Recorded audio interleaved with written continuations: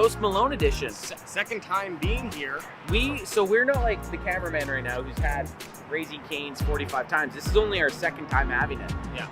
We weren't too fond of it the first time. No, I didn't. I wasn't wanting to come back, but then of course, you know, this is the Post Malone, Dallas Cowboys inspired Raising Cane's. We saw some other Cowboys fans in here as well. It was quite busy, and so had to come back. Wasn't expecting much, but have to say, 100% better. 100% better. I would say probably the first experience was like a 5, just average. Yeah. No reason to come back. This one, 7. I'd come back. Do you think we were biased because it was to do with the Cowboys and stuff? Yeah, it definitely made it taste better. But I was a little upset because I did get my sticker with my meal, but I only got one piece of that Texas toast or whatever the hell it is, and you guys got 2. So. I had 2. Adam did give me half of his. If you're flying into Dallas Love and you want to catch a Cowboys game, before you hit up your hotel, I highly recommend checking out the Post Malone Raising Cane's in Frisco, Texas. Frisco, Tesla. I'm not going to say I'm a Raising Cane aficionado, but when I'm in Dallas, Texas, I have to come to the Cowboys branded, Post Malone branded Raising Cane's. Did I like it a little bit better because it was posty? Probably. But I like the Texas toast, I like the chicken fingers, and I like the Raising Cane sauce, baby. Okay, what are you doing right now? Watching the video. What are you doing right now? Watching our video or watching your video? I'm waiting for a 94-year-old lady. I'm supposed to have sex with her in these bushes.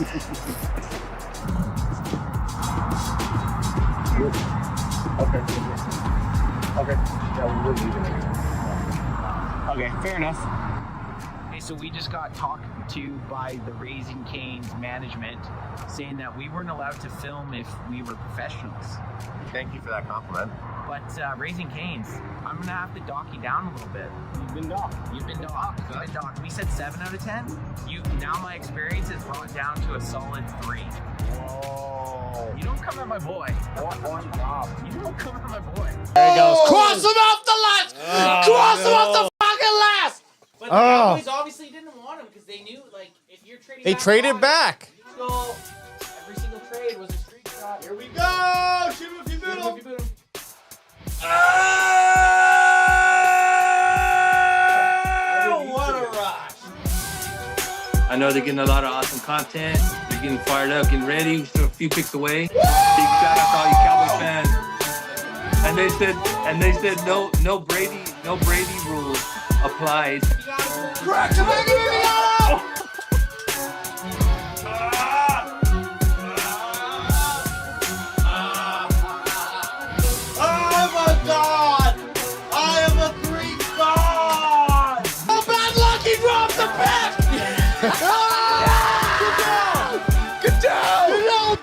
No!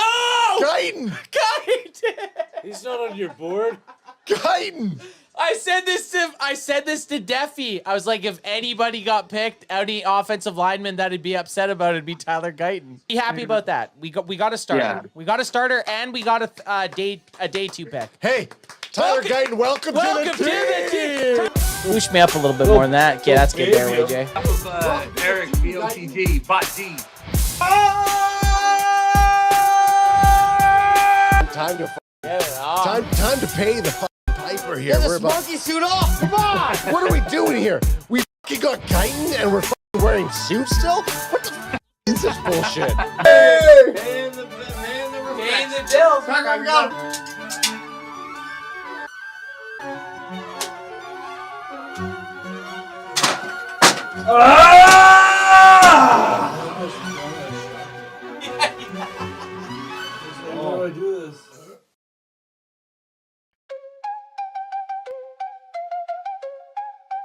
Thank you, Maniacs, for 20,000 subs. Thank you, Maniacs. 20,000 subs, thanks to the nation. You got our back like we eggs and bacon. Crack 'em if you got 'em, son. That be our war cry. Shotgun, screech shots, boosting every stream live. Thank you, Confana Maniacs. We do this cause we know you got our back. 20K milestone, all because of you. Big shout out fam from the Cam Fan crew. Thank you, Maniacs, for 20,000 subs. Thank you, Maniacs, now let's go get that dub. Thank you, Maniacs, for 20,000 subs. Thank you, Maniacs, now let's go get that dub. Thank you, Maniacs, for 20,000 subs. Thank you, Maniacs, now let's go get that dub. Thank you, Maniacs, for 20,000 subs. Thank you, Maniacs, now let's go get that dub. Thank you, Maniacs, for 20,000 subs. Thank you, Maniacs. Where the fuck is he standing? Wide the fuck open! Thank you, Maniacs. How was he wide open? 20,000 subs. Thank you, Maniacs. 20,000 subs, thanks to the nation. You got our back like we eggs and bacon. Crack 'em if you got 'em, son. That be our war cry. Shotgun, street shots, boosting every stream live. Thank you, Can Maniacs. We do this cause we know you got our back. 20K milestone, all because of you. Big shout out, fan from the Can Fan crew. Thank you, Maniacs, for 20,000 subs. Thank you, Maniacs, now let's go get that dub. Thank you, Maniacs, for 20,000 subs. Thank you, Maniacs, now let's go get that dub. Thank you, Maniacs, for 20,000 subs. Thank you, Maniacs, now let's go get that dub. Thank you, Maniacs, for 20,000 subs. Thank you, Maniacs, now let's go get that dub. Thank you, Maniacs, for 20,000 subs. Thank you, Maniacs. Thank you, Maniacs, for 20,000 subs. Thank you, Maniacs. Thank you, Maniacs, for 20,000 subs. Thank you, Maniacs. Come on, man, listen, man. Shout out to Canada, man. Shout out to the whole Cowboys Can fam. You feel what I'm saying, man? Thank you, We're in the building, we're Maniacs. doing big things, and big things popping, little things stopping. We outside, worldwide. It ain't been stepped on. Thank you, Maniacs.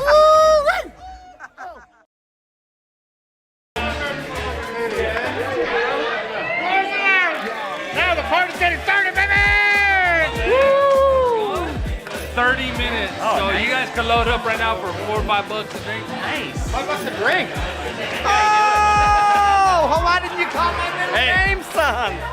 We're here to kick ass on this happy hour. We're gonna have to draft them if you got them, right? Draft them if you got them. Let's go. Show call, baby! What's up, baby? How you doing, brother? I'm good. Okay, come. What's up, man? Puro pinche Cowboys!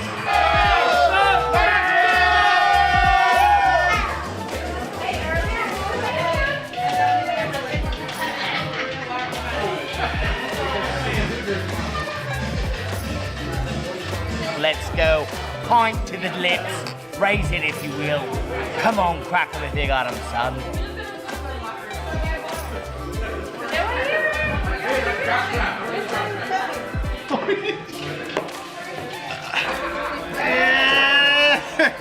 That was Vegas 2022. 2032, baby!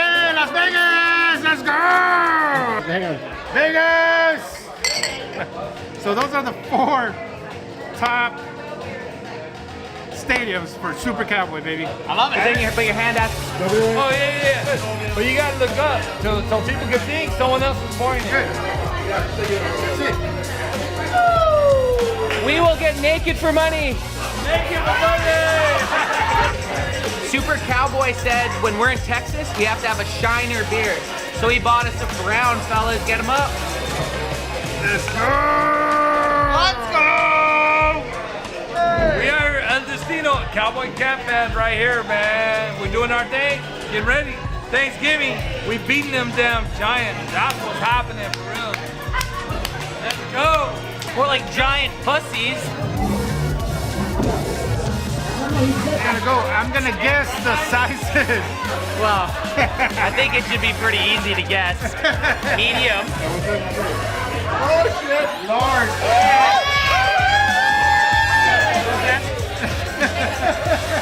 Who's a medium?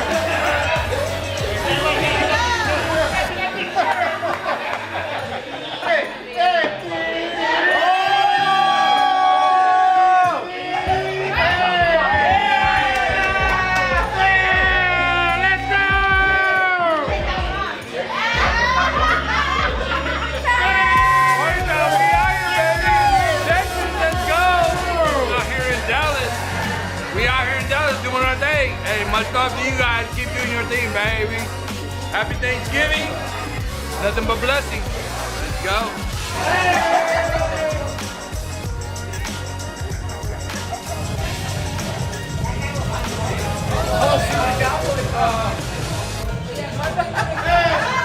Beat your Cowboy, baby. Woo! Let's go! And you're gonna take it? Okay. All right.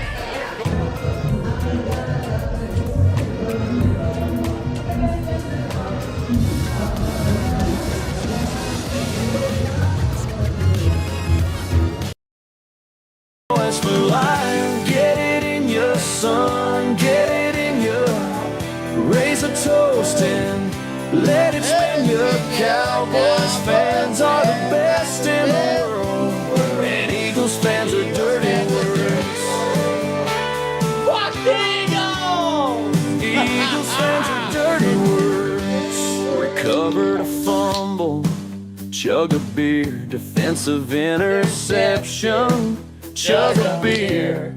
If that pick does go for 6, get a screenshot in your kid. Then be the rules, then bend the rules for years. Get it in your son, get it in your. Raise a toast and let it spin. Your Cowboys fans are the best in the world, and Eagles fans are dirty words. Eagles fans are dirty words. Fuck the Eagles! Snow is falling, folks are balling. Hey! Old man Jones. Shout out to all you guys out there listening right now. We're just having a great Christmas with Can Fan. Here at live at Levi Stadium, Niner territory, enemy territory. We're gonna go ask around, because I don't know about you, but I get this whiff of hate. So we're gonna ask everybody, why do they hate the Cowboys so much? This is Niner land territory. They were telling me that I was a piece of shit when I was walking through there. Why do you hate the Cowboys so much? I don't hate, because there ain't no hater bone in my motherfucking body. Oh, I did not expect that. He might be the only one. Although he sounded very angry. We're coming in. Come on. Can I ask you a question? Can I ask you a question? Can I ask you a question? Nobody. Come this way. You hate the Cowboys so much. I mean, we all know what. I tell you what was the question? Why do you hate the Cowboys so much? Hey, man. Hold on. We don't hate. We just don't like. Bojo in his basement has 250 people watching him. Can Fan can't even crack 10? We got this. That's some behind baseball. We don't let it fade us. We don't let it fade us. We don't let it phase us. But before anything, Wednesday night main event, crack 'em if you got 'em, son. Crack 'em if you got 'em, son. Crack 'em if you got 'em. We don't give a shit if it's Monday, Tuesday, Wednesday, Thursday, Friday, Saturday, Sunday. We will crack them, especially during the Dallas Cowboys season, and we are full-fledged in on it, baby. And we got a good old-fashioned preseason battle coming up this week that we're going to dive into. But we got a little bit of laundry to clear before we get into that about the game before. But before we hop into that, B-Dubs, B-Dub-Bs, how you feeling? I want to say like I'm feeling so refreshed because I've been camping with the fam up at the lake, but I've been driving home every day to get some work done. I didn't officially take it off as a vacay. So you're just staying up at the lake at nighttime and then working here during the day? Yeah, a That's little still bit. nice though. Yeah. Oh yeah. Wake up in the woods, in the rainforest, if you will, even though it's hot as balls right now. Well, maybe it's a bit hotter today, but it's been really nice camping weather, I think. But like we rented a trailer and they dropped it off, so it's like for someone who doesn't know how to pull a trailer or set a trailer up, it was nice that this guy named. Did they drop it off at the campsite? This guy named Vlad, yeah. No, but at the campsite? That's pretty It's sweet. like $150 a day. He brings a 26-foot trailer, drops it off, hooks it up Like at a the fifth campsite. wheel. Yeah, 26-footer can sleep 8 people. That's pretty good. It was great. Went on Facebook Marketplace and found it. So that's Vlad. Yeah, and then so Not Vlad the Impaler, No, Vlad the fifth wheeler. Vlad the trailer guy. Did he have an accent? You know what? Fun fact, I was at work when Lynn's and the kids were setting everything up. So I just rolled in like But he had that accent, right? Yeah. His name's Vlad. Yeah. Totally B2. The fuck? You're fixing your glasses or something? Fixing my shades. They were a little off kilter, and they still might be, but no, I'm good. I'm flocating. I didn't know Adam was not in his house. Well, mind you, he said he's working here. Now we can rob him didn't know- tomorrow. Me and you could rob him. I was we gonna know say- we just have to rob him at nighttime. Just come here, flick on the, turn on the AC, switch on, download Madden, buy Madden. AJ comes download it. squatting over here. He just So, because he says he has cameras, we just got to somehow get in through the roof. We have to just kick in one of the upstairs windows. Yeah, bastards. or just come in the back door, leave the back door unlocked. You mentioned downloading Madden, but have you been sessioning Mafia? I have not because it's there was nothing like important to. It's not like a Red Dead game where you can. It's like a 12-hour game or something like that. So I was like, I'm just not in a place where I could sit down and like really immerse yourself. Really immerse myself into it. I don't got time for that shit. I don't got time for that shit. No, and I will, and I'm super stoked because there's been such mixed reactions and people getting upset about the shortness of it. But I'm like, look, that's what I came for. I love a long ass forever game, but also give me a nice quick hitter, 10, 15-hour story with some side quests. That's not terribly difficult. That normal people can play. Well, because I can't replay a level 15 times to beat it. You know what I mean? I don't want to play a game I want that's a little 200 hours. I want a little challenge. Unless but it's also, GTA 6. if it's about the story, then let's just fucking flow through it. You know, maybe I lose a couple missions and have to restart 1 or 2 or 3. Okay, but I don't want to be battling for like grinding out levels and shit like that. So that's why Madden. Short, no, that's why Madden's good though. Madden's really Madden's you can perfect. just hop on Madden, play a game, especially online. Did either of you get Madden yet? And I heard it's like the best Madden yet, but no, I haven't. I hear that every year. I know. I have not got Madden. I'm probably gonna wait. Honestly, I'll wait. Just because I have not even really finished playing CFB. I know. So I'm gonna wait till the discount comes. I'm the same way. Like I haven't even. This is the thing with CFB. I bought it late last year, so I've really dove into it. I think once football's going, and I know some players. A little bit better, once we're might have a little bit more play value. Well, exactly, and once we add the Sunday, or whenever the Cowboys play, but let's just say for shits and giggles that weekly Sunday game, that eats up like Sunday's a prime day of gaming. Yeah, just do nothing or it's a very busy day because you put all your tasks from the week that you need to get done on that day. One or the other. I didn't do anything on Saturday. Now I have to do it all on Sunday.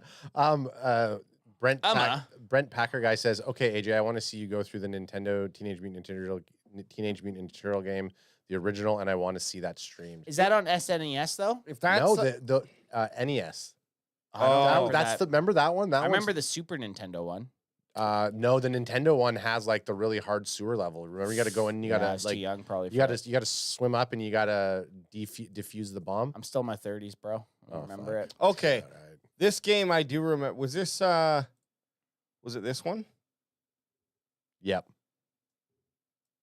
Oh, here, let me bring it up. Oh, this is not a good. Let me go. Just type in Nintendo TMNT underwater. Because that's what Brent's even bringing up as well. That's the shit that you guys are talking about? Yeah, dog. Yeah, I don't remember. Oh, yeah. That fucking level. I don't remember. That fucking level ended so many fucking... Like, there's that meme right there. That damn level of Teenage Mutant Ninja Turtles was brutal. I can't fucking talk right now. That was a fucking... That girl, the girl crying right there, that is childhood right there. What do you mean the girl? That's the chick from Monsters. Yeah. Monsters, Inc. Yeah. Still a girl. She's still a girl. Whether she's a monster or not. What the hell is her name? Fucking crying little bitch. I literally just watched that the other day. Crying because I beat her. Yeah, that's me now online when I play any video game against people. That's me crying because everyone's so good. But okay. All right. Okay. That's some laundry aired. Actually, that was no laundry aired. That was just us catching up. That was a catch up on life status. But guys, again, we're getting into week 3 preseason. What do we got on the docket? Well, what? Go ahead. I was just going to say, what do we got on the docket, AJ? Well, actually, you know what I want to do is because I have nothing to add to it. Oh, I like that. This is just your Google Keep. Sorry. But I have nothing to add to it. I want to ask Adam because the new Dallas Cowboys documentary dropped. You're about halfway through. Yep. Jerry and the Gambler, or what's it called? America's team and the Gambler. The Gambler and the Gambler and his Cowboys. Sometimes you fold them. Sometimes you're wrong. It's a polarizing topic online because some people are refusing to watch it and some people are like, fuck it, I am going to watch it. It doesn't matter. Jerry's already got his money. The boycott Jerry stuff. Boycott right? Yeah, exactly. And you know what? I don't give a fuck either way. I haven't watched it just because I just haven't watched it, but It dropped yesterday, the 19th, August 19th. Yeah, I think so. So adds into it already. But some people are like saying they refuse to watch it. But I do want to know, because you watched half of it already. Yep. Just give us your elevator pitch. Are you refusing to watch it? No, I'm not refusing to watch Kidding. it. You No. watched 4 episodes. Oh. All right. And I watched. Now he is. He's like, Yeah, I'm done. I was. Episode 5, I'm out. So. You stroking out over there? No, I was reading a comment from Ultra Cowboy that I want to get to after I mention my comment. It's about the Netflix doc. So I like it. I think production value is incredible. It really makes you root for Jerry Jones. Like, they do such a fantastic job telling the story, the origin story. So for anybody who was newly minted Cowboy fans like myself and AJ, it is nice to go back and actually see the history of it all. I think the job that they do very well is they allow multiple people to speak on it and multiple sides of the story. So, episode 4, spoiler alert. No. Okay. Well, I guess it's all happened. I'm going to say anyways. timeline alert. They start to really kind of they're just starting to get into the turmoil of Jimmy J and Jerry Jones. And Jimmy Johnson is very vocal throughout it. And it's like, it doesn't feel one-sided just from the Cowboys, even if it was a produced Cowboys documentary. I didn't look into too much of the actual production company and how much involvement Jerry Jones has or how much say Do they we have to do into a it. sleuth deep dive on it? I will after I'm done. And I just haven't wanted to really look at anything else because I haven't wanted to frame my thoughts on it. Yeah, but well, you got to film yourself doing it so we can make a video. I investigated the Jerry Jones Dallas Cowboys that's documentary. But with an AI thumbnail. like from how it's trending, I don't see it going really like, how we talked originally about how we thought the episodes would work and how they're going to cover the new eras. I think it just handles a majority of it handles just the 90s era Cowboys. I can't see them having enough time to cover the rest of the years. And if they do it, it'll just be like, I think it's just based off of him buying the team being successful, really, isn't it? yeah, I think it's just covering the era that everybody knows and loves about the Cowboys. But the music is fantastic. Michael Irvin is an awesome character in it. Like, well, let's get back to it. So let's get back to cut the fat a little. There's people, and like AJ said, it's polarizing. There's people that aren't watching it, and there's people that are going to watch it. I'd say the people that aren't going to watch it are majority Cowboys fans. NFL fans are more than likely going to watch it because people hate the Cowboys so much that they just want to watch Cowboys content. So it's not like if you're a Cowboys fan and you hate the Cowboys, I feel like you're not going to watch it. Did Ultra say he didn't watch it? No, he says Netflix documentary was awesome. Okay. The participation trophy era won't watch it. So that's that's right now. Yeah. Which I'm definitely going to watch it. Just haven't yet. Yeah. Haven't yet. It came out yesterday. I'm probably going to binge a couple episodes tonight. Well, once I get home. I watched the first episode as I was going to sleep last night, and then I watched 3 episodes or 2.5 episodes this morning at like 5 a.m. when I woke up early on the campsite, not being able to sleep. So I was watching Jerry Jones, but it's captivating. It is captivating. It's hard to not root for Jerry Jones. I was telling Alex when it gets to the Emmitt Smith stuff, you kind of hear a bit more from the ownership side. I'm not going with the ownership side on that one. No, he wasn't under contract. He didn't have a contract. It's not. I'm not going to spoil it. Well, I'm sure they're going to go into it, but I just have a hard time siding with ownership, especially back then when they weren't getting paid it's that history. much. You can't really spoil it. Yeah, spoil it. I want to hear why. No, I want to hear why. Now I want to hear why you're with the ownerships. I said it's interesting to hear from the ownership. No, you said you kind of sided with the ownership. I can guess, and we can segue into. No, I want to hear this part. Okay, I'm actually interested. Nope. Hey, guess what? Oh, you son of a bitch! I'll never tell. Because you said no spoilers, Adam and then you did no spoilers. No, you said no spoilers. I know. And then you yelled at me because I said, I kind of see how I could side with the ownership a little bit. And you're like, not with Evan Smith, not with my running back. Look, all I know is that Jerry Jones is paying Adam $1,000. How much did he to pay say that you? for each like that we get? So you guys who are listening I'm to taking this, side deal sponsorship money for the can fan thing. That would be the ultimate trickery. But yeah, go ahead and smash that like, you guys, if you are out there listening. Mushroom to this. stamp the like button. Mushroom stamp that like button. But no, like you make a good. Well, I'm gonna watch it anyway, so you didn't really have to convince me. But I'm gonna watch it tonight. I'm just on the side of like I probably want to just wait for a time to just rip off like 4 or 6 in a row and then finish it up at the end. Hour longs or 45? Like 45, but the pacing of it is... It's a good amount. 45 is good. The pacing of it is like quick. I really like the production value. I like the sets that they have all the interviews on. And obviously with the Cowboys incorporating Western, old school Westernized, like cowboy, showdown type of music. It just really, it moves. There's a lot of tension built. Did it move you? It fucking moved me.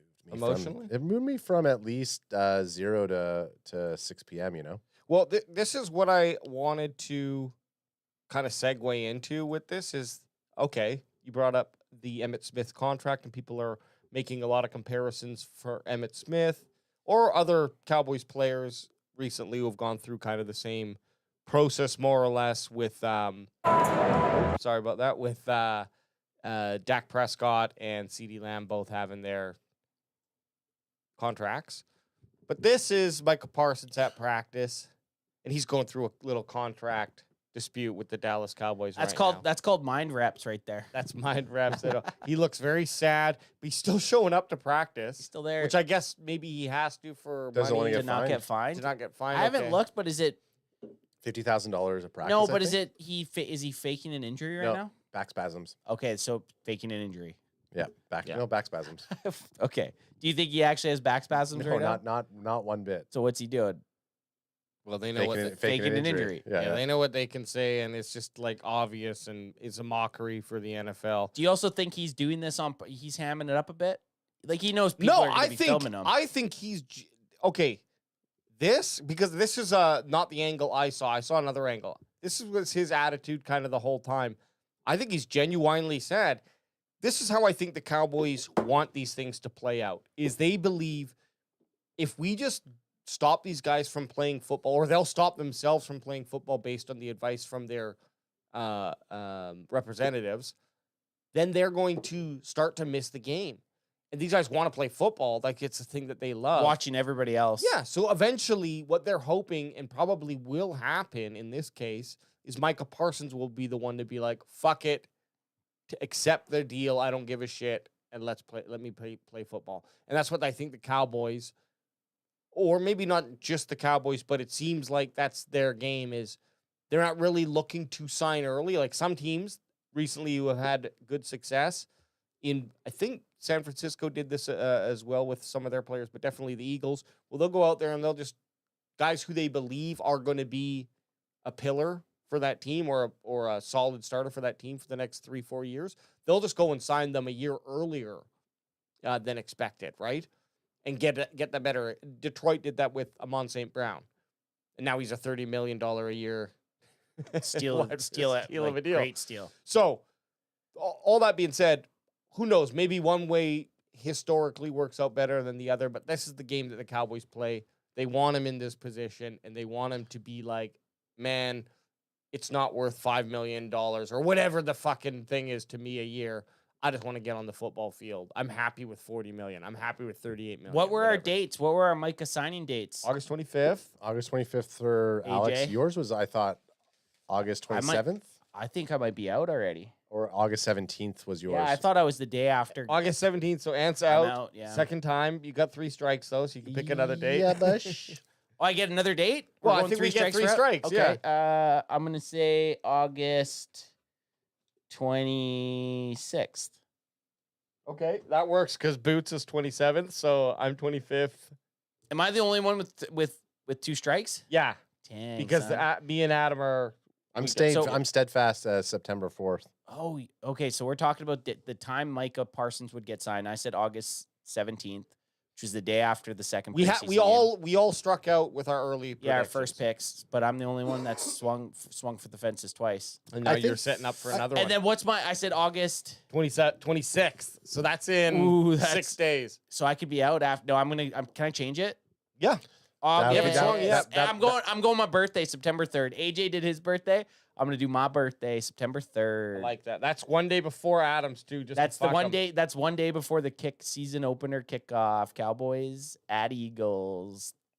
Ooh, Thursday I Night like Football. Ant's chances because if he didn't change, you would have won.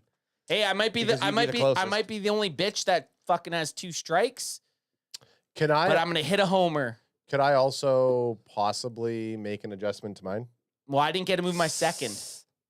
I don't That's know only your second pick. because I'm on my 3rd strike. I gotta. No, that's your Anth just I picked haven't been this now. Yeah, but that's Ant's second strike right there. I know, but you can't. You've only had one We strike. already locked these in. I I think. know. Because I don't think that September. I actually What do have you want to move it to? I'm not. I don't want to move it, but I'm just going to verbally say it, and then you should move. You should move yours from September 3rd. My birthday.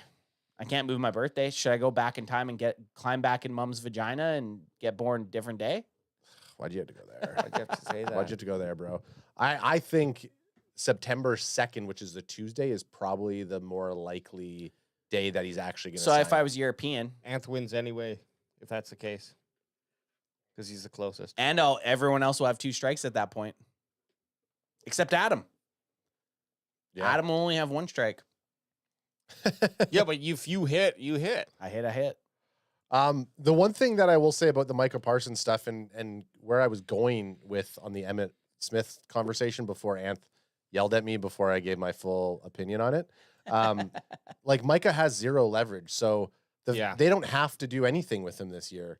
And if he doesn't play, you guys have both said it in the past, it looks worse on Micah Parsons. It's not good for him professionally either. Yeah, so essentially they don't have to do anything for him this year, and they could give him a deal next year or the after next year. It creates a terrible relationship with them, which I can't see them going, but he has absolutely 0 leverage. There's him sitting there and being at practice. I think he looks defeated because he knows he doesn't have any moves anymore. I will say the Cowboys handled it awfully. They have. Of course. do. Like Publicly, for Micah Parsons not to be practicing right now, getting ready They for the could have Eagles. signed him at the end of last season and saved millions and millions of dollars. I think the one stat that I was reading about this is how much money they've lost with like even just Dak and CD's deals. It's like they've lost out on like over $65 million in terms of like money, like actual dollars amount. yes and no, because if both of those players play their contracts out, then their contracts in years, whatever, 3 and 4 are going to be on the lower end of things, or they should be, like the way that the contracts work out. Signing them later? No, yeah, like, But so, but still, if you would have steamrolled it and got them the year before, yeah, that argument even makes you would have saved even more money because you would have got. maybe, but like, so yes, Dak is being paid $60 million now, but if they would have signed him 2 years ago, then we'd be re-upping his contract again now. I see what you're saying. So you mean like I don't know. We're talking of, honestly, like I did calculate this. It comes down to like I think something like between $2 to $5 million a year. So that can add up but it's like $20 million max over a contract guaranteed. To me, it's really peanuts, but obviously maybe there's some pride. In these decisions. But and this is why I think it's by design by the Jones family.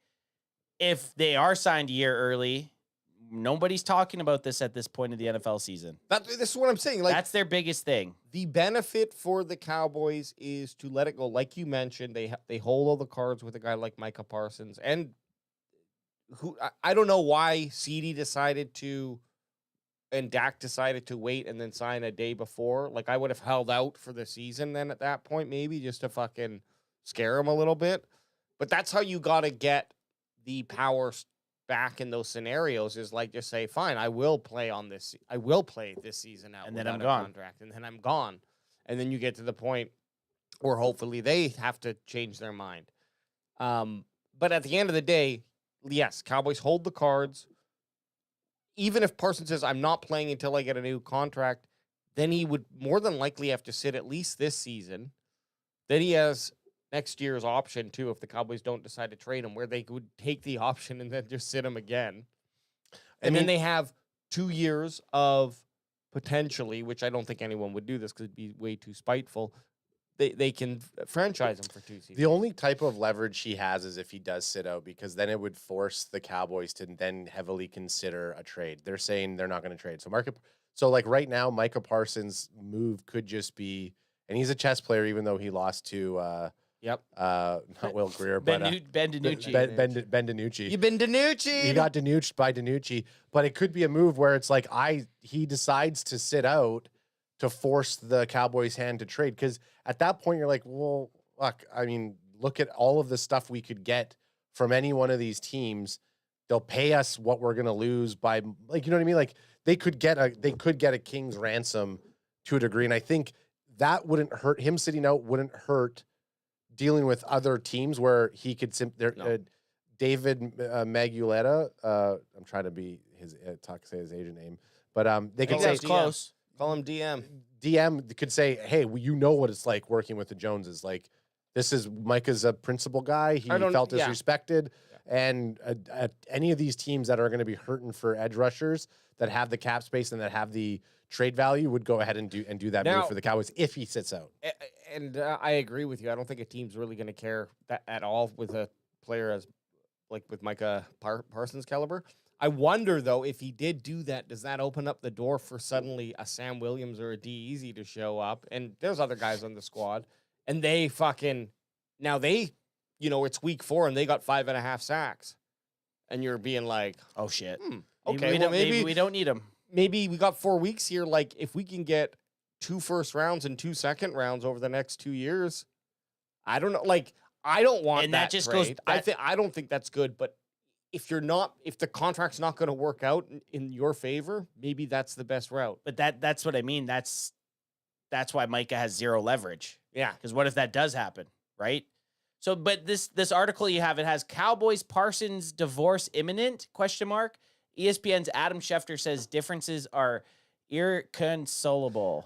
Rumor on the street is Micah Parsons found semen on Jerry Jones's underwear that was not his. On his McMuffin. on his sausage McMuffin. It wasn't his. On his McMuffin. I will say this as a thing. I like listening to Shefty talk, as all the analysts like to call him. I prefer, I'm more of an Ian Rappaport guy, I think. Yeah, fuck Schefter. I've heard as soon as Schefter left NFL Network to go to ESPN, I was like, the fuck out of here. Look, he's definitely... Rich Eisen never left. No, he's definitely got the inside edge for sure. I've heard mixed things. Like I always like Schefter? About Schefter. Well, I always all going to ESPN. And there's probably a website out here for the. I want to know like what's the accuracy of what these guys say, and I don't want to know just the ones that they said that turned out to be true. I want to know the ones they said that didn't turn out to be true, and if there was even any sort of smoke there. Because not to say that this isn't correct, this plays out as if it could be true. I mean, we're at a place right now where we don't. Tomorrow they could sign Micah. Or tomorrow we could also hear that Micah's going to sit for the rest of the season. Like that's the kind of gray area that we're in. But I want to know what's Schefter's batting average. Does he bat over 600?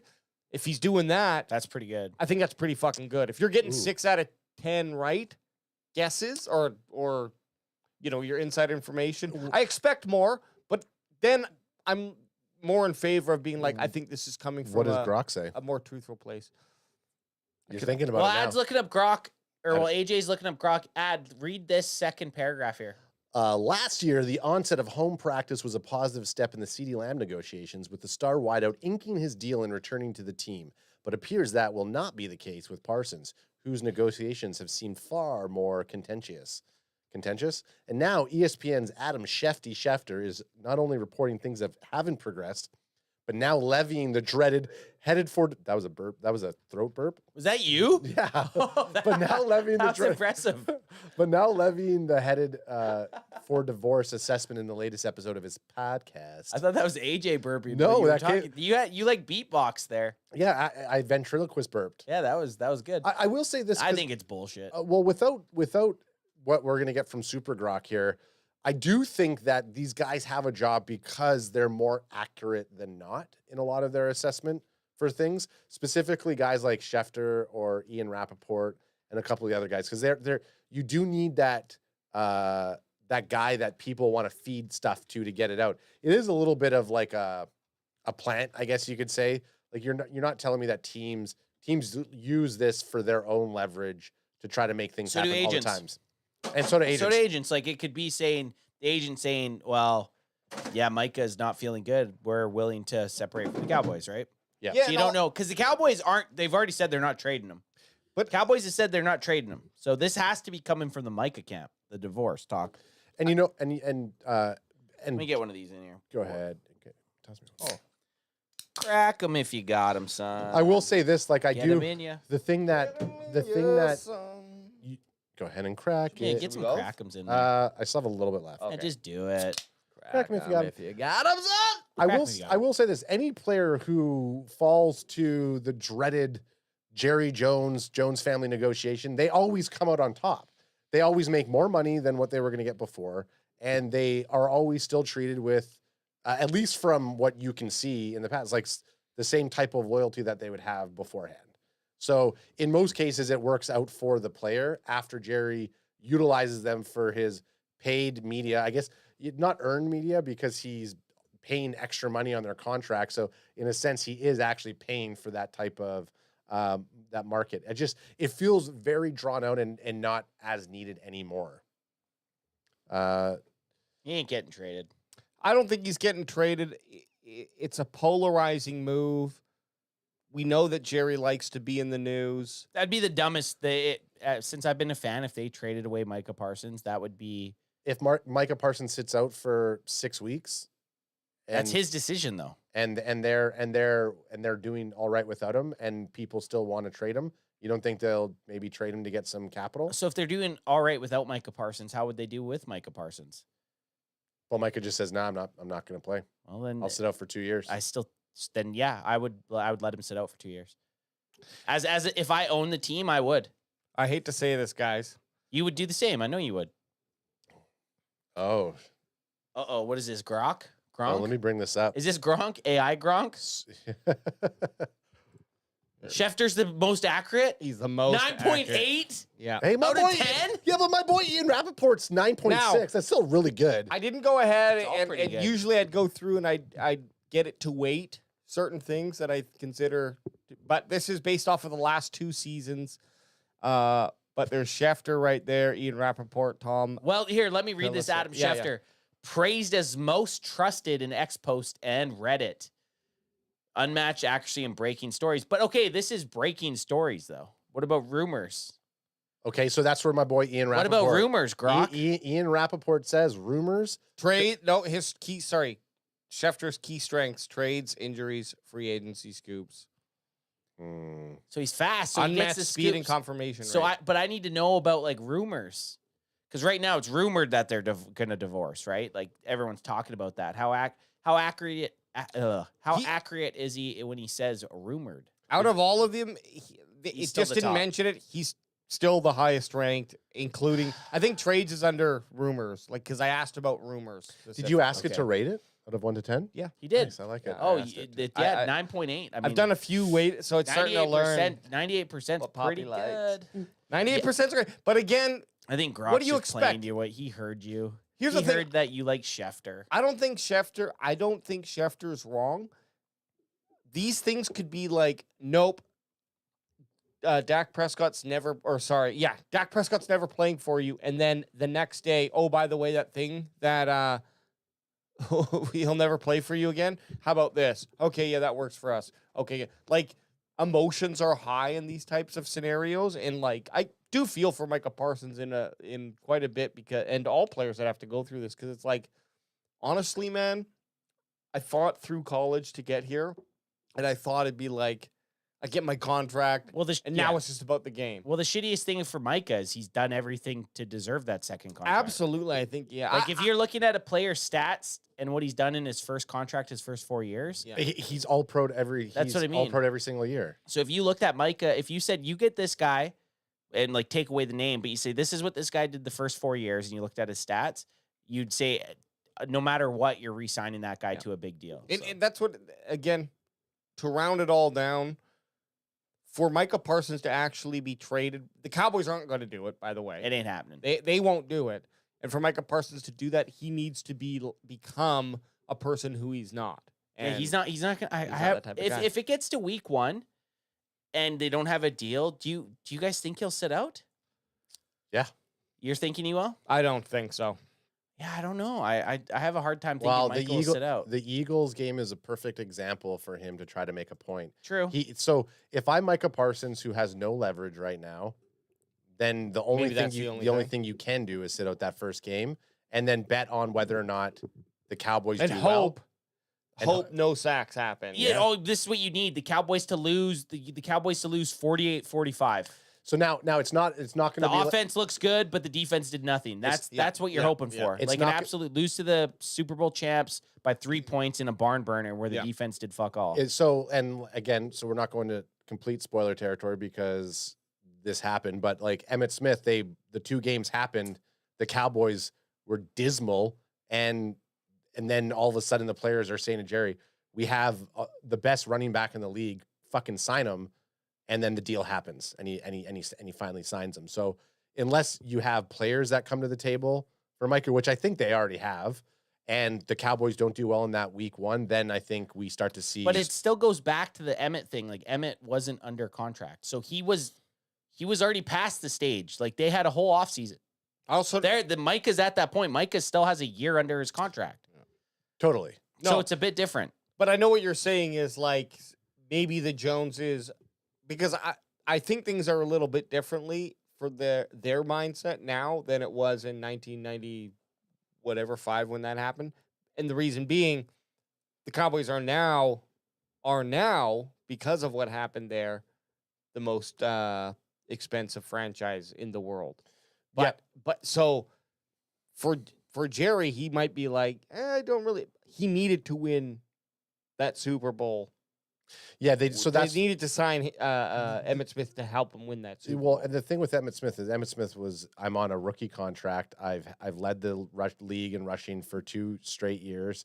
2 Super Bowls. We just no. This is it was no, because his contract was after that first Super Bowl win when the holdout was 1 Super Bowl.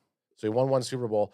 The thing that I was saying earlier on before Anth hopped in there was just that what they're trying to do is show at that time. Jerry Jones was losing a lot of money every single month. So the fact he was, and this is what they're trying to say in the show, I want to pay Emmitt. I don't have the money that he's asking for, so I need to negotiate with him. And it was strictly of like, and again, he obviously found a way to pay him. It wasn't what Emmitt Smith wanted, but it was the highest paid running back in the league. That's not anywhere near what it's like today because Micah Parsons is under contract and Jerry Jones has more money than anybody knows what to do with it. So paying a person, even with cap space, is far different than what it was back with the Emmitt Smith no cap space. But what I mean though is Jerry's not pressured for his prestige like he was back when he needed Emmitt Smith to come back so that they'd win those 2 more Super Bowls. Jerry he had only had one Super Bowl at that time. At this point, he's won 3 Super Bowls. He's got the most expensive organization. Like, I feel he just is not going to be in that desperate mode. Number 2, I want to see the movie of how Jerry Jones got that money. Did he go to Vegas and bet everything on black? And how do you get the Emmitt Smith money? Because he's like, I don't have the money, and then the next day he's like, oh, I got the money. Whoops, got the money. It's actually there's stuff that you find. I deals. found out about Jerry Jones that I didn't know about him, and when you watch the show, the series, you know how he got the money. Like, to buy the Cowboys. But let's move past this. No, I'm saying to pay Emmitt Smith. Okay, let's move past this. Let's get on to... Yeah. Let's talk a little bit of the... So hang on a second, though. Okay, let's not move past it. But let's on the Micah more. Parsons thing, the Packers they say the Packers it's made not happening. trade. I know it's not happening, but if what the Packers offered, would you take that trade? That's what I wanted to ask you guys. With anybody that's kind of put out these trade offers, what did the Packers come close to something that you would consider? No, because the thing with me is you finally draft a guy at 12 to do everything you want a 12th overall pick to do, and he does it, and you don't retain him. Who's to say that the next two first rounders, you could get a Mozzie Smith? Yep. Right? You don't know where that Packers pick's going to be. The Packers are going to be half decent. You're going to pick somewhere between 15 and 32, right? Yeah, I'd have to keep your good player, man. I would have to get a higher than what they'd probably want to give player, along with 2 firsts and 2 seconds, like minimum. And that player would have a lot to do with it. And the player would be someone who I would say is like just a step below Micah. But again, that's only to answer your question. It's not something I would. He says a line in there is Consider something doing. about ambiguity. He's like, nobody lives in ambiguity better than me. And it's just like, this is all just his. I jerk off in ambiguity. Oh, Jerry. What? But anyways, I'm a man. I'm still a man. I'll give you guys a couple of comments from chat while Yeah. Alex brings up the next topic here around this. Well, I want to talk Ravens Cowboys yeah, yeah, for yeah. like a bit after this. Typical what we're doing Cowboys right now. fan said, Jerry said, don't lose any sleep, and y'all are waiting up. You're all waiting up to the effort. I've been sleeping pretty good the last few nights. BPG says, I'm fairly sure Jerry is wearing adult diapers at this point, so whatever he says, I'm kind of taking with a half or a full truck of salt. Do you think he is? Full truck of salt. I like You that. think he's wearing diapers? Probably. What age do you think you start wearing diapers? This year or last year for sure. He's Yeah, like, he's 82, 87, 82. No, he's 82. No, he said I'm a free piss. I'm a free piss. I don't wear. Hey, everybody knows that I have a full on piss wiper with me the entire time. That's how you know you're rich. Stephen White says Jerry is crazy like an old fox. BPG says I haven't seen Jerry do anything since '95. True. And then, anyways, we can move on now. I just wanted to give a couple of No. shout outs to chat while Yeah, Alex no, got you stuff gotta ready to you go gotta here. give the chat shout outs. Great shout out, great shout out. Well, yeah, we have the Falcons versus the Dallas Cowboys. A Friday night preseason game. I like it. I like the A little Friday weird. night game because Strange. number one, after the Friday night game, I might Uber to Scragfest in Chilliwack, which is just a local music festival that's been going on. Or is it at the Egg Rack? No, it's at Burger's Place, Chill House. Oh yeah. Yeah, near McDonald's and on Alexander Street. So. Scrag it up, boys. But anyways, was this that? Wait, whoa! Was that an unofficial sponsored post that you're taking side bets? Burger. I want my fucking You getting side tacos. bets? I want my pizza. I want my taco. You want your fucking talkies? I'll give you a taco. Taco I'll give pizza. you a fucking taco. But yeah, we got the Falcons versus the Dallas Cowboys. Obviously, a few big things. Let me just rattle them off, and then Okay. whoever wants to jump in can Rattle them. jump in. These are the topics I want to talk about, and I will force us to talk about at some point. Starting quarterbacks, Milton or Grease. I can't even remember his Will fucking Greer. name. Will Greer. Grease. And this is from Brian Patrick Greasy. From Patrick Nosey Walker. This is from Patrick Kelsey. Will Greer. Will Greer. Blue coming back from injury is going to be starting. And then will Mozzie Smith get off skates? Those are my 3 big topics. But also, what are you guys thinking about this Friday game? Let's bring them all up, and then we'll just fucking flowcate. So I'll Any say, topics you want to talk about well, I just regarding the game? I'll bring up the Milton thing. I mean, I Well- agree. Okay. You said to bring up whatever topics. I just started talking about. No. Milton's- If no one else has anything else to talk about, let's talk about Milton. Well, this is in conjunction with him starting again. I think I actually don't mind hearing Schottenheimer say they need more data on Milton, and it's like we don't know what type of post game conversations they have, and we don't know exactly what had happened in those games, and sometimes it's easy for us to see just the play that's happening and what's going on, what the TV showing us. None of us have watched any of the all 22 stuff for these games, so the fact that they want to see Milton, just they know that Will Greer could be their backup quarterback for the season. They just want to see if there's an opportunity or chance to make Milton the QB2. So I'm fine with seeing Joe Milton, more of him this Friday because it's a preseason game, and that's just my thought on the. I think the Bazooka Joe. I think the most disservice to anybody's been the wide receivers. And it's Oh, like, sure. you get these wide receivers that are trying to make the team, and then you have fucking 60-mile-per-hour fastballs You're not wrong. thrown Yeah. at you. It's like, I would like to see maybe Joe Milton get a quarter with the same guys, and then Will Greer get a quarter with the exact same guys. Just go first and third with. Yeah, Milton because and- I don't know if they believe that Will Greer could be the second quarterback on the team. And if he can't, if you put Will Greer out there with the same guys and he has the same success that Joe Milton's had, then you need to go find another quarterback because these guys aren't starting QB2s, or I shouldn't say starting, but they're not backup quarterbacks in the NFL. So it makes me nervous. It makes me nervous that going into preseason week 3, after watching Joe Milton play 80% to 85% of the snaps, that you still need to see more from him. I would be more happy if they're like, okay, we know Joe Milton's our starter. We're going to let Will Greer get game 3. But that hasn't happened. We watched Joe Milton play. He's been shitty. He's been awful. Like game 2, he was terrible. So, yeah, you have to look at him again. They have to look at him again. I agree with that. But you also need to see if Will Greer is your QB2. And by playing Joe Milton, I don't think it's saying that they think Will Greer's their 2. I think it's saying they don't have a 2 on the team. Yeah. First of all, do you guys think Dak Prescott told both Milton and Greer, hey, I'm the only one sleeve motherfucker out here, so Milton, you better go put on a half sleeve there? Totally. Well, I mean, and Greer thought he was talking about both of them only having one full sleeves of tattoos. Yeah. So he wasn't sure about that. Fuck. I will say Greer's fucking beard is tight. I like it. Not like you know what? tightly kept, it's just fucking sweet. If I'm being honest, and I agree with what you said there, and if I'm being honest, number one, sometimes the preseason, and I don't think that I think that you should probably have things answered sooner than this. By week 2 preseason, I think week 3 should be like, all right, we're putting our seconds out there as a, this is a, what do you call it? Not a drill. A mock. A mock. This is like a mock game if our seconds were on, and then you play the game like that. I think that ideally that's what you would want to be doing in your last week of preseason. They're not going to be able to do this because I think they're going to have to look at both QBs.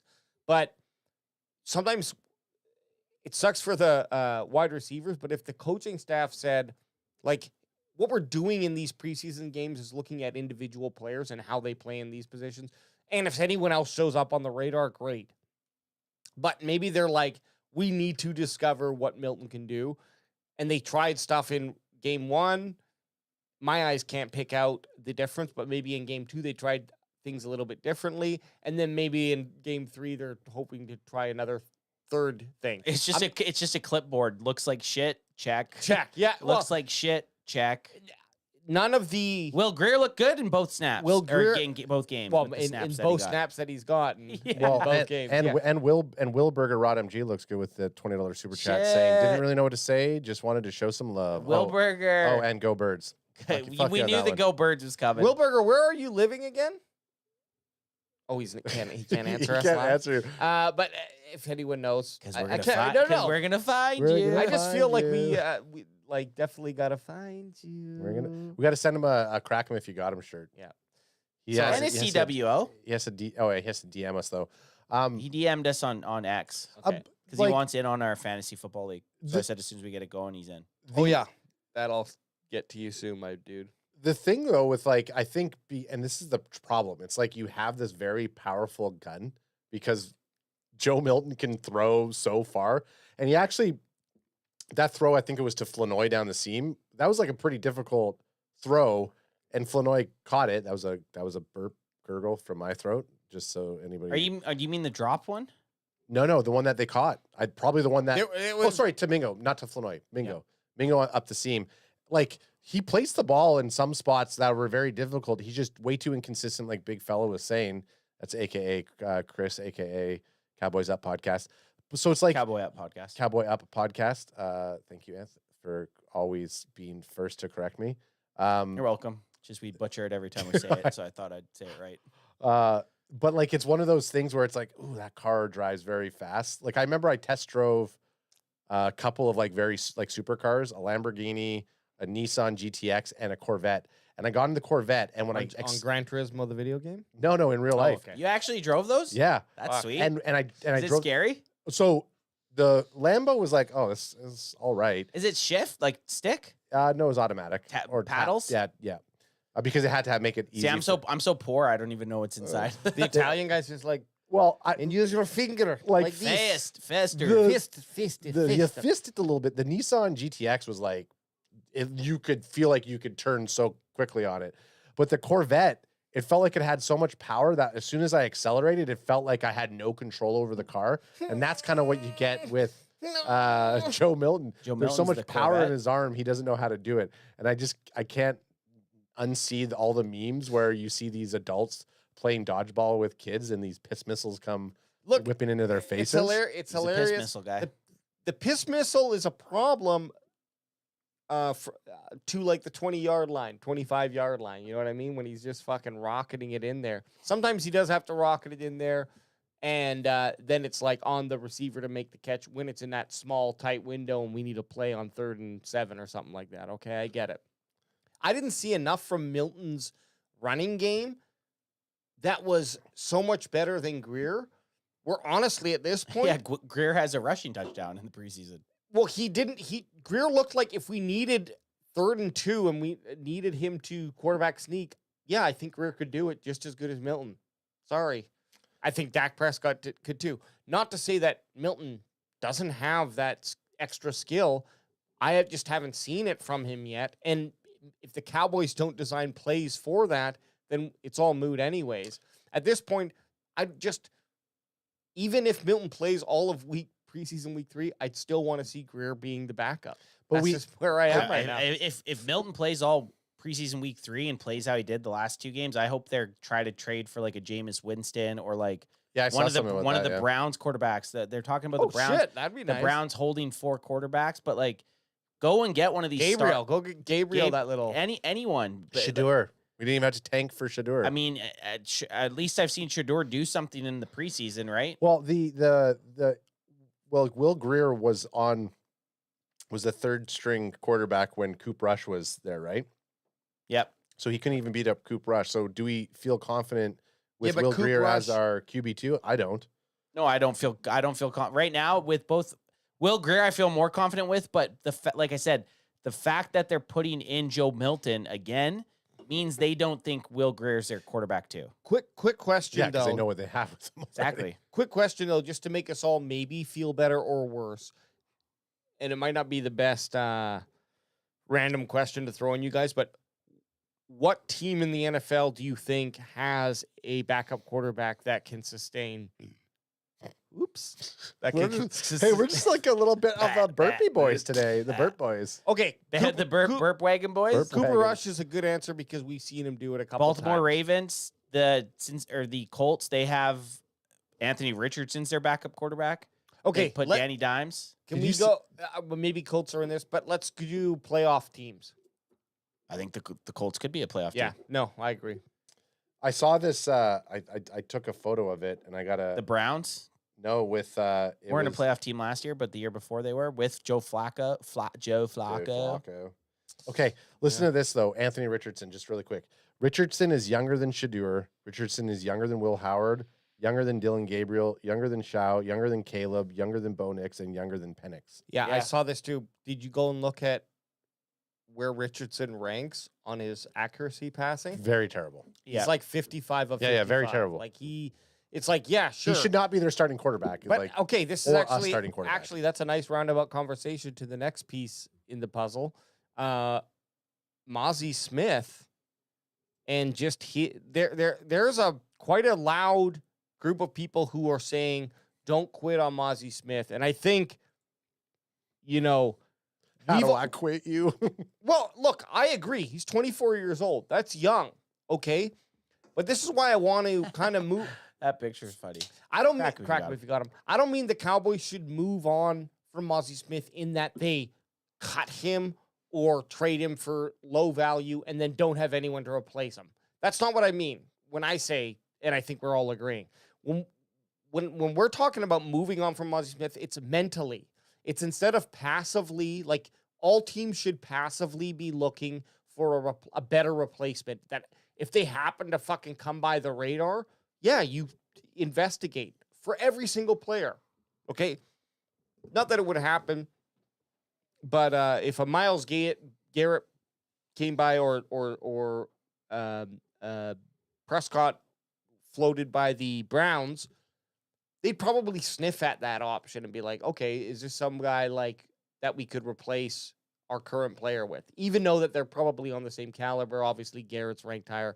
Point being, that's passive. Like when an option comes by, I want the Cowboys to switch to like, we're searching now. We're looking for going through all NFL teams and calling them and being like, we want a defensive interior. Who do you have available? And I don't care if they're a 2-year Band-Aid or if they're a younger dude who we need to develop, who we think is going to be better in this position than Mozzie Smith. But that's what that's what I mean from moving on from Mozzie Well, the Smith. Cowboys proved that they weren't moving on because there was some good defensive tackles available when the Cowboys were drafting, and they just didn't even look at it, right? And in fairness, even still, like, I agree that they should have been doing it. But now we've gone through 2 preseason games where Mozzie was up against seconds and thirds. Guys he should be dominating. And sure, he had some good reps where he played the position well. That's totally fine and dandy. There was also at least an equal amount of reps where he was being pushed out of the position by one person. I know there's double teams, and when a guy gets moved, okay. But he was 2-on-1. He was drafted to hold his place on those double teams. I just think, regardless of the reason, what do we need? And we need a guy to plug the fucking hole. Mozzie Smith is not that guy on the Dallas Cowboys right now. And do you think that in 8 games he's going to develop into that player? The other argument, and I'll shut up after this, guys, sorry, is Mozzie Smith, give him time. Give him time. He's had 3 coordinators. Big Chris spoke about this. He's like, yeah, and so has all the other Dallas Cowboys players who have played on this squad. And Mozzie Smith, sure, he's 24 years old. This is his 3rd season in the league. How many This is my question I ask. How many players are you going to give 3 years in the league? And then, okay, he's coming up on his contract. Do you want to re-sign him? Fuck no. For a big contract? That's the question that I ask people now. Well, do you want to re-sign Mozzie Smith? Then? They'll get the option of 5th-year option, which they're not going to take unless he does something crazy, which they don't have to do. That it will be next year that he still has his 4th year he could play, right? But the Mozzie Smith thing, like, just watching him, to see him just get dominated week after week, you're going to see a lot from Mozzie's going to be playing in preseason week 3, and that says all you need to say about how he's been playing. Yeah, like that. No that other starters, like no one else. A guy that's slotted to start is going to be starting. Yeah, I mean, look, Mozzie's looking at you, Adam. Yeah, Mozzie's looking right at me. Why are you saying it to me? Why you guys don't believe in me? What are you gonna say about me, big dog? And the other 2 hate what I do. You got me. I don't got you. I don't got you. No, and you're right. I think that the biggest thing is all these other guys have had the same type of coaching. Some people might be more of a project, and if you do end up keeping him, you can't pay him money that he should be paid as a first rounder. So ultimately, it's like the Cowboys, unless you're going to draft another one-tech nose tackle next draft, like, what are you going to do? Go get a veteran person and then have him be a developmental player in year 5? Like, it just makes no sense. It's so bizarre why they wouldn't be looking at addressing it, where he's been more so a glaring issue. And possibly this goes into, like, working with the defensive coordinator, Eberflus, saying, no, we don't need to worry about him right now. We can bring on these type of linebackers to help patch up his work while we develop him.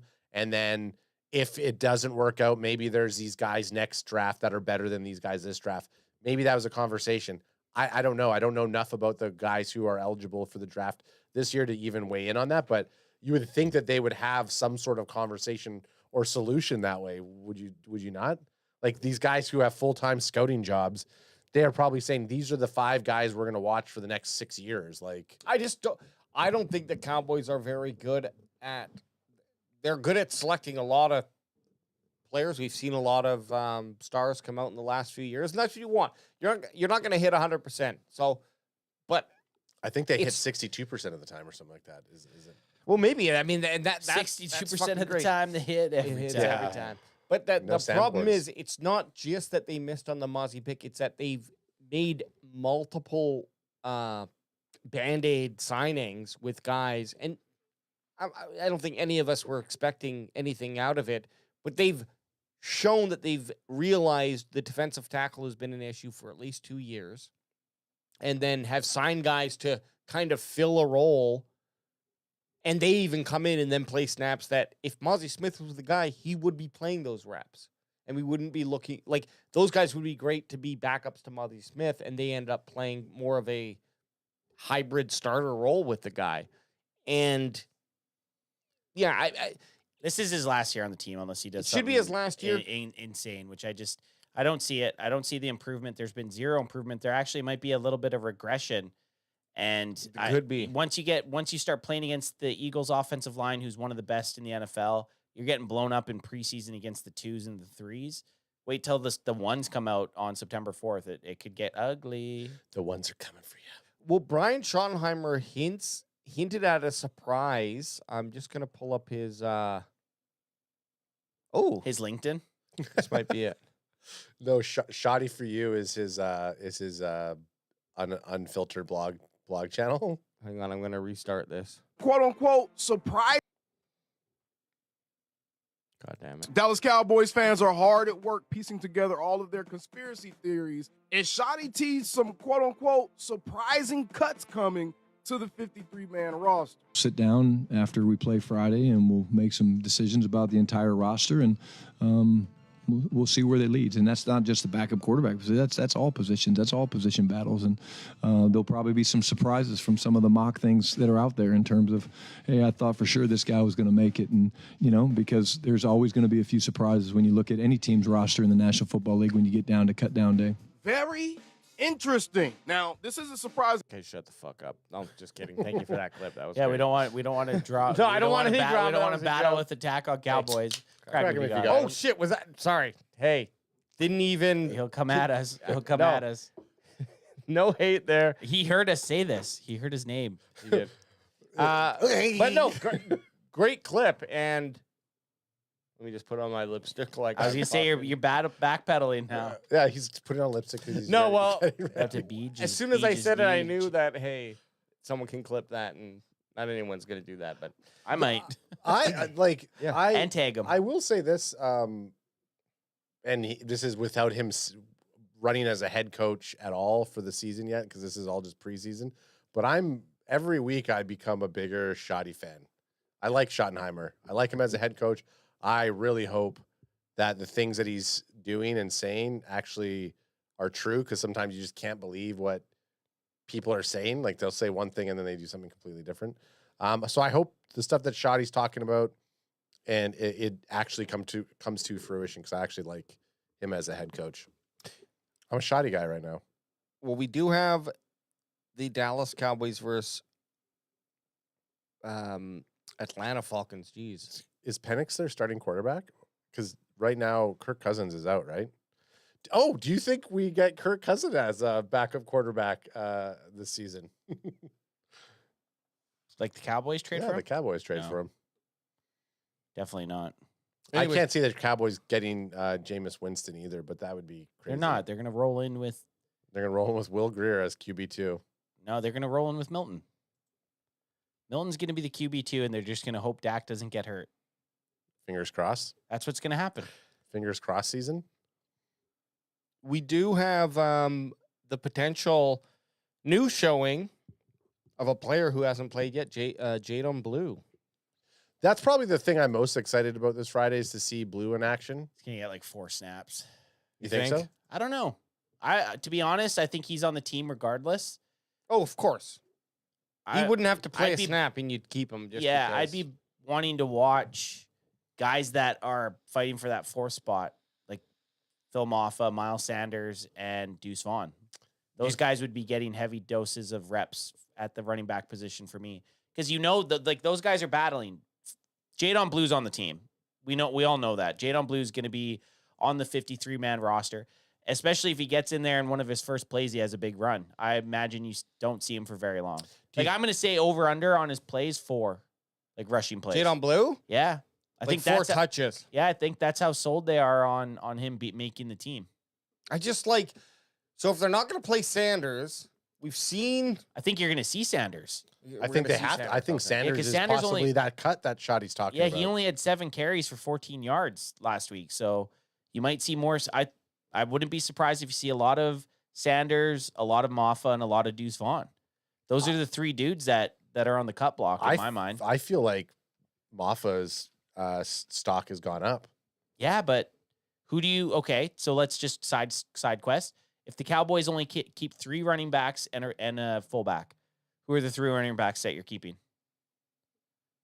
Okay, so obviously Javonte Williams, fullback's Hunter. Hunter Lepke, Yeah, Javonte Luke. Williams, Blue, Maffa. Yeah. So who are you going to make play this week? Sanders, Deuce Vaughn, and Maffa. Yeah. Okay, so I agree. Could Sanders do something that would change your mind to drop, or like, so you have Williams, Blue, Yep, and Maffa. Yep. So could Sanders do something to get into that lineup, and then you'd have to cut one of the other guys? Oh, yeah. I mean, like if you're going to play him on if you're playing Sanders this Friday, show that he which can will be live streaming, by the way. Yeah, Sanders has to show that he can like hit those holes and follow the blocks in the appropriate area and get yards. Like, and if he does that though, then would you cut Maffa instead? I mean, I think there's more upside to having Maffa. You have Sanders on a 1-year deal. If you don't think that you could get the production out of him consistently, and you have someone like Phil Maffa or even like Malik Davis, who showed up better than almost better than Maffa and Sanders, like in the fourth quarters of games. I guess. So are we going to see more Malik Davis? Davis is not. I don't even think he's in contention. Unfortunately, because Davis always plays well. I think what it comes down to is like, what are the Cowboys going to be doing more? If they're going to be doing more passing out to the to the running back, the halfback position, then yeah, you would cut Maffa. But because Maffa is kind of, his role is played by Williams, so there's not. I agree. Like long term, I'd like to see what Maffa develops into, but just for this season and for the sake of having a 53-man roster. But if they are going to play, no, we want our running backs to be a little bit more bruisey, which, I mean, it could go that way too. Then it makes sense to cut Sanders. Do you think they keep 2 rookies? You know what? Do I think they do? I don't know. That's tough. I would, because I just want to develop those guys as much as possible. And if Sanders, like Adam said, is on the 1-year contract, and I feel like if I have both players available between Blue and Sanders, I'm going to go with Blue. Then I don't really need Sanders on the team. Or Williams might even be able to fill that role. So if I already got 2 guys who can catch a football in whatever down that we are in, then I don't really know that Sanders has a role on this team. He might be be better overall, but then you look at the room and just having Maffa out there and seeing what he can do, and maybe he might be the best running back by the end of the season. If that, that would be the hope, then yeah, I would keep him. Conversations Living Room with RJ, aka R2J2, says Sanders has always been a jump cut or get him outside of the tackle type of running back. They've only shown ISO and between the tackle runs so far. Yeah. So again, I guess it all speaking my language. I don't know what the fuck he just said. It all depends on what type of play calling Schottenheimer is going to want to do for the majority of the season, and what players are actually going to fit into that chess piece for him. I think you make a really good point. You got 2 rookies. Are you going to keep 2 rookie running backs on the team? I mean, typically, I think right now the Cowboys have a personnel problem where they have too many unknown guys on the squad, even in the running back position, even in the wide receiver position, that you couldn't like say, oh, we're going to keep Jadon Blue because he's going to see a bit more receiving reps. So we'll remove that wide receiver and have Jadon Blue slotted in there as our hybrid running back wide receiver guy. They just have way too many guys that are unknown right now for them to do a move like that. I got the perfect name for our running back room, though. Just came to me. The Nobodies? Very similar. The Somebodies? The Thunderbolts. Okay, I'll take Thunderbolts. Because, well, if you've seen the movie, spoiler alert. They're a bunch of nobodies? They're a bunch of nobodies. Because nobody knows them? But hey, what are some other things that we want to see in this game outside of Mozzie Smith? A 5-yard completed pass. Okay. Multiple. You laugh about that, but that is very true. I'm being dead serious. I want to see a touch pass on first down. Like, I just want to see something that makes me not feel like if Dak Prescott goes down, the whole season's gone. Because I think Dak's going to miss games. I have an interesting question here, though, because it kind of plays out to this. We know Pickens, and we know Turpin, and we know, of course, Sedarius Lamb are on the team for wide receivers. We're probably going to need to carry another 3, I would assume, right? Mingo's PCL or whatever is hurt, so he's gone for a month. Okay. So which Cowboys players do you think on the roster right now could do something in week 3 to win a spot on the team, to win it. Because if Mingo goes to injury reserve, It just bought a guy a spot for at least a month. exactly, yeah. I'm assuming, Yeah, that's right. Mingo's PCL issue. yeah, well, he's probably going to go on injury reserve, and they'll keep him on as long as they can. Because while Mingo showed, okay, he caught a couple footballs and was in a couple of plays where he was, they threw a flag on it for pass interference. He didn't really like do anything where it was like, holy shit. Keep him, Holy start him. shit. So, how do you feel this wide receiver room is going to finish at the end of here? Who's going to crumble and who's going to cake? When it goes back to the fact that your Like that? quarterbacks have been playing awful, right? Yeah. I feel I like know. like it goes back. I You were honestly making don't, that point I don't have before I don't have an answer. And Mine is I just hope any of them. Like there was one good pass I think last week. It was to Cropper, and he dropped it. And it's like I want to just see a guy get his opportunity to catch it and make a play. But I'm not confident in like one of the biggest things I was excited to watch going into the preseason was Jalen. Jalen Hurts. No, Joe Milton. We have so many Jalens. Joe Milton, and then a bunch of the wide receivers. And now I'm just like, I don't even have an answer to this question. you're a fucking Trayshawn Holden, I guess, Yeah. would be my answer. Yep. But I think you're right though. Like I never thought about it this way. The most disservice that we're getting right now is with one of our rooms that is so heavy with unknowns, and that's wide receivers. You have guys who are all pretty much even. You have Trayshawn Holden who's going up the ranks, but you have Flanoy, you have Jalen Cropper, Jalen Brooks. You have all these guys who want to make the Jalen team. Tolbert. Jalen God, Tolbert. enough with the Jalen's. Fucking guys. Jalen's.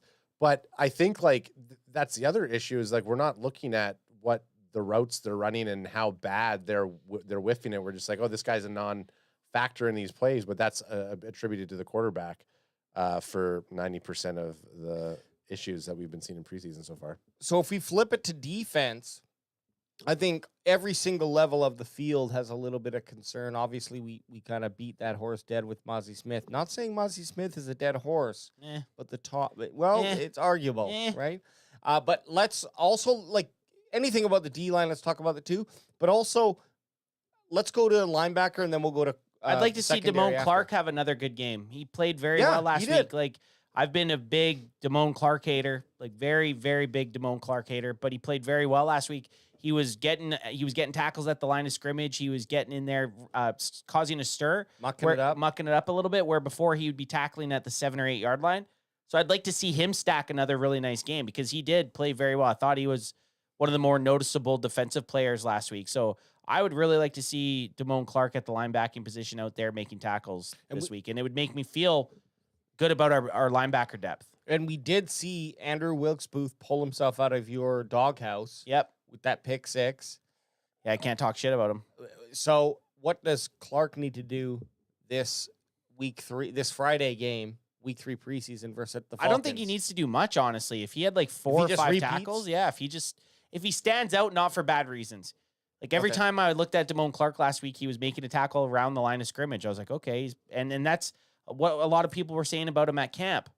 But I had heard that song and dance before, and then it got to preseason, he did fuck all, and then he got his opportunity last year in games, and then like regular season games, and did nothing. So if he can stack multiple games going into the season, does it win him a spot? I don't know, because I think Maurice Leofau and Jack Sanborn and who's someone else? Oh, and Keith Murray. Well, Overshone's not playing, but like those 3 guys, those will still be the starters. But if any of those guys went down, at least Damone Clark could step in and do some things. You know what? It's really nice that Clark had that good game, because if he does have another good game, I feel much more confident about what the linebackers can do. Because I like our linebacker room, to be quite honest. Like, I think Sanborn and Murray, I still don't. I need to see them in an NFL game, and I need to see a couple weeks to be like, who are these guys and how do they play here? But Leofau has been a freaking golden. Seems like he's the golden goose here in terms of draft value and what he can offer for the team. And yeah, Clark as well.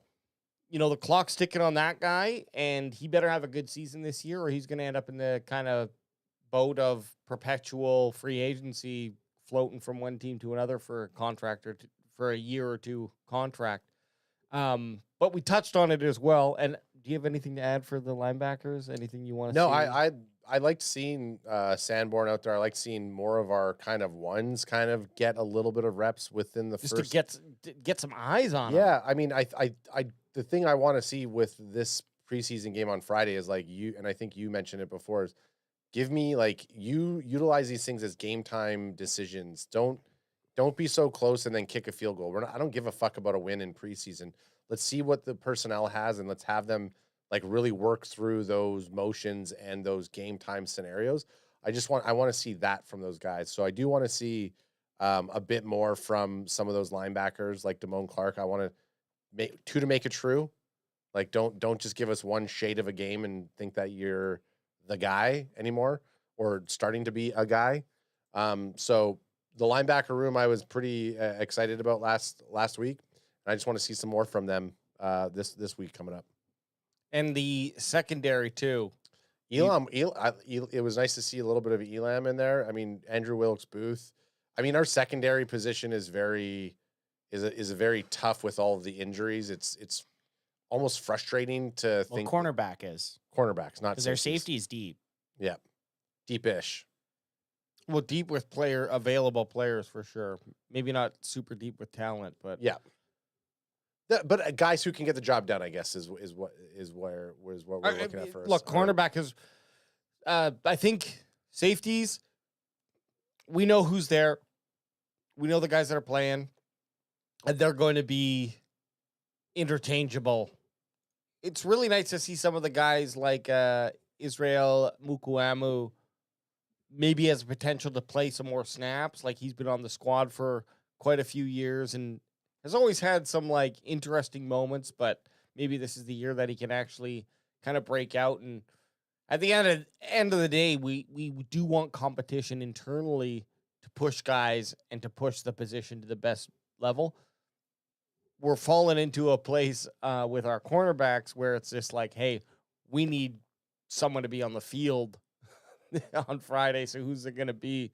And luckily we haven't had any, knock on wood, we haven't had any injuries on that position, but it still has, it's thin in terms of who we have signed, Diggs and Siobhan Revel, who it would have been great to see what he could have done in these 3 preseason games, but we're not really going to be able to see that, I don't think. He will return this year, though, right? Yep. Revel? Yeah, he's at some point. He'll be out there probably the first 4 games at some point. At some point? But So- but like realistically, No, you're right. not going to throw him out to the He's not a wolves, starter. right? Yeah, he's got to prove himself, and to even get that spot.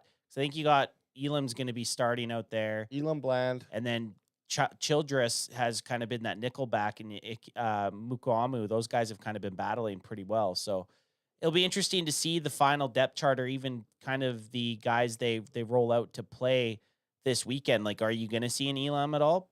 Maybe not. We saw him last week. You saw him last week, but this week might be like getting the Childress out there or some of these other dudes that are really fighting for the team. I think you're going to see a lot more no names this weekend on defense compared to what we saw last week. I like Damone Clark. I don't even know if you see much of him. Like it's going to be until the Cowboys get out there and play, which it's basically a crapshoot of who's going to play.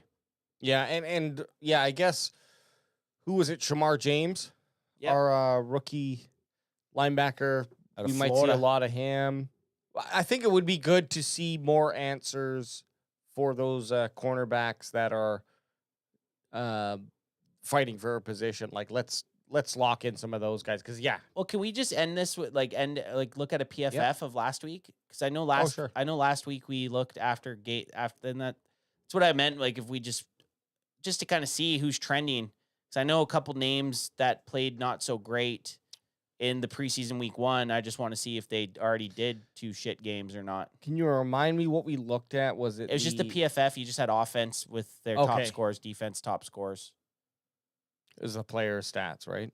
Yeah, just their stats and then their rankings. It's just they have like A million fucking things. Yeah. So I gotta find the. Yeah, way we to just get to look at it quickly and then get the fuck out of here. 'Cause it's preseason at the end of the day. Preseason. At the end of the day, it is preseason. As much as we want to talk about it, as soon as preseason week 3 ends, it's like gone. we're into We're just looking for that first depth chart. yeah. We're just looking for that first depth chart to chat about. All right. I don't think I can just narrow it down to week 2. Oh, this is fine. This is fine. Oh yeah, weeks right there. Oh no, does it all? This is okay because this is actually better because it kind of just. It's both weeks together. So Malik Davis, like Ad said, was killing it. I mean, but it's kind of skewed because even Deuce Vaughn playing well. But let's go to the bottom. Like I'm not even like I just want to see who's played shit. So Will Grier, as well as we thought he's played. Look at the bottom 2 of the bottom 3. Oh my God. Joe Milton and Will Grier. Dear Lord. Does that not That shouldn't be wrap it up? Shouldn't be that. Shouldn't be for both of them. And Will Grier, granted, hasn't had nearly as many snaps, but that's kind of scary to see. Scooney, I don't like seeing down there. Does that not just prove that I don't think our QB2's on the team? I agree with you. The QB2 is not on the team. And you keep hearing people talk about Joe Milton being a project quarterback and having him as like a QB3 spot. Well, the only way you can do that is by bringing in an actual proper veteran QB2. Well, I don't got.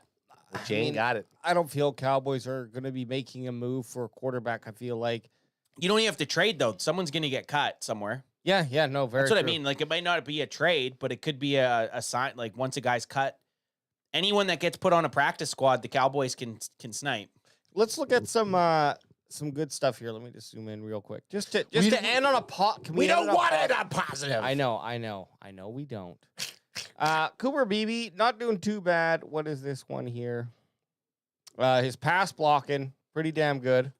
73. But 63.9 overall, or 76, sorry. What's going on with Moffa's number? 84 pass block. No, it's like his number, 037. 37.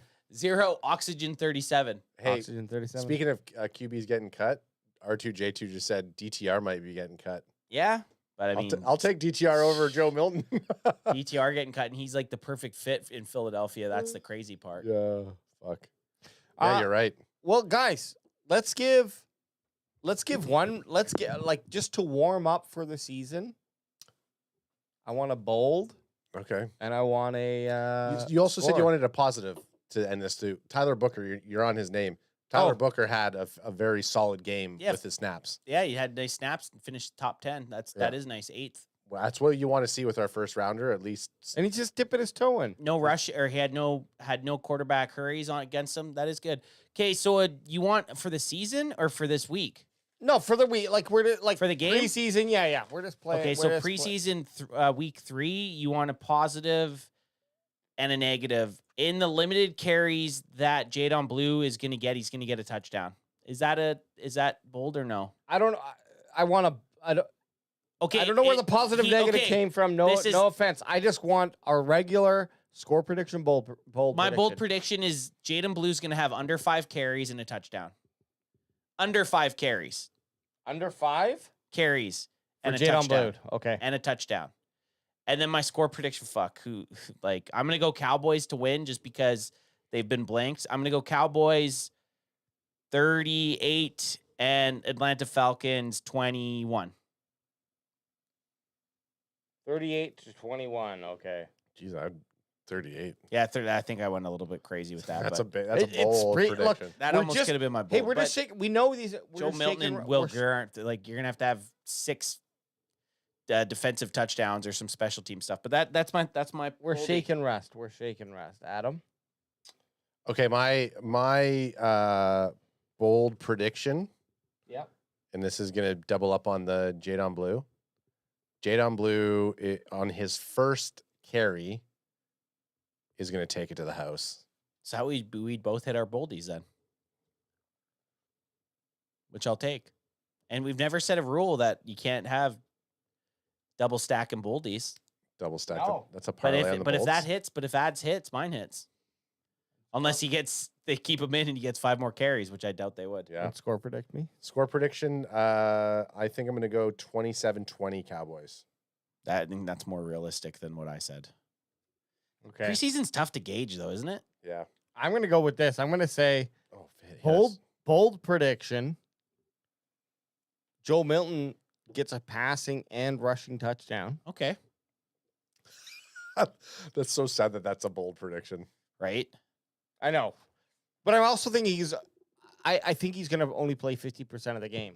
Like, I think they're going to bring in Greer and give him a good routing as well. Score, I got to go 24, and this is the only time I ever in preseason predict the Cowboys lower. 24-13 Falcons. Okay. Oh, bro. So then that could be going against your Boldy. They miss a point after. Okay, 24-17. There you go. No. I'm going to stick with 13 because then if one hits, I'm happy. Yeah. Will you be if the Falcons have Bijan Robinson playing in preseason, or is that going to piss you off? They won't. I mean, they could. No, it wouldn't piss me off. I'd be like, oh, they're smart. No, but I'm saying, is it going to piss you off because you're like, see, the Cowboys should be playing some of their ones. No, I'm already over that. The Cowboys are. We already all know that the Cowboys should have been playing some of their ones. We're past it. Wait till week 3. We're like, man, this offense hasn't got going because, well, they didn't play any of their preseason guys. And then what? Now CeeDee Lamb starts his legendary run in week 4 to 2,000 yards, which would be sweet. I don't do it till week 6. I'm not unlocked till week 6. I ain't unlocked until week 6. Who's calling us out? Who's going to call us out? I'm letting one of you guys do it. So I want you to go out there and in the next, because 2 days until we'll go live for the Falcons preseason. But if you're out there and you hear anybody saying that Micah Parsons is going to get traded to any team out there, I want you to look them in their stupid faces and you tell them to go fuck themselves, baby. We'll be live 4:30 p.m. Pacific Standard Time on Friday for the Dallas Cowboys Atlanta Falcons final preseason game before the 2025 NFL season, baby. Woo! That's a half hour before the game for anyone else anywhere else in the country. Can't math it. Peace. Yeah, half hour before the game. Peace.